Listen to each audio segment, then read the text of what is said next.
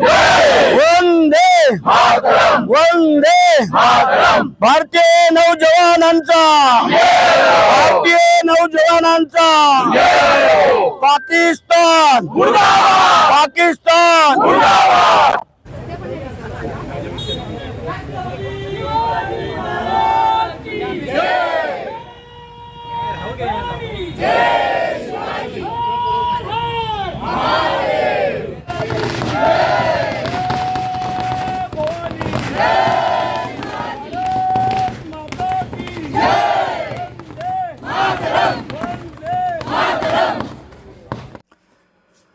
भारताने ऑपरेशन सिंदूर राबवत पाकिस्तानवर एअर स्ट्राईक केल्यानं महाडमध्ये मंत्री भरतशेठ गोगावले यांनी केला आनंदोत्सव साजरा।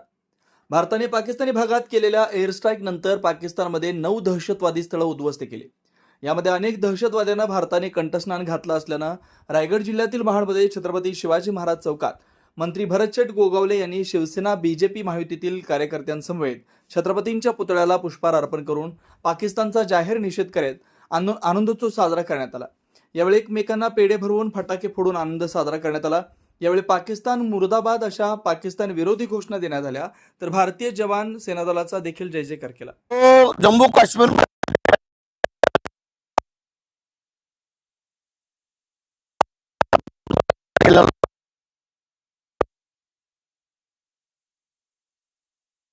असतील, कोणाचा नवरा असेल, कोणाचा भाऊ असेल, त्यावेळेला विचारून धर्म विचारून जे काय गोळी घातल्या आणि त्यांना मारलं त्याचा बदला तर घेणंच होतं।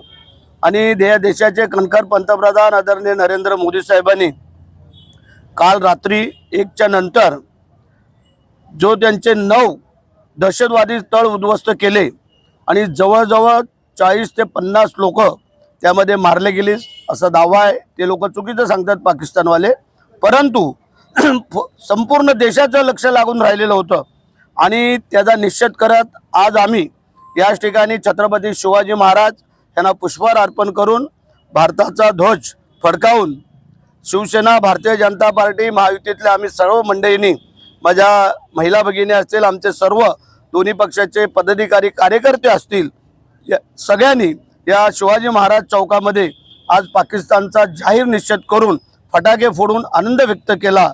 आणि आपल्या देशाचं शौर्य, ज्या नौजवानांनी जे काही शौर्य दाखवलं त्यांचं अभिनंदन, त्यांचा शुभेच्छा त्यांना देण्याचं काम आमच्या इथं या महाडवासियांनी आता केलेलं आहे। आणि आमची सगळ्यांचीच भावना आहे, इच्छा आहे की आम्ही होऊन कोणाला पाय लावत नाही, परंतु आम्हाला लावलं सोडत नाही। हा जो काय आमचा दावा आहे तो सिद्ध करून दाखवण्याचं काम जसं पुलवामाच्या हल्ल्यामध्ये केलं तसंच आत्ताच्याही हल्ल्यामध्ये, पहलगामच्या हल्ल्यात नरेंद्र मोदी साहेबांनी आपल्या देशाच्या जवानांना सांगून केलं। त्याबद्दल मोदी साहेब आणि देशाचे सर्व जवान यांचं मी मनापासून हार्दिक अभिनंदन करतो, त्यांना शुभेच्छा व्यक्त करतो।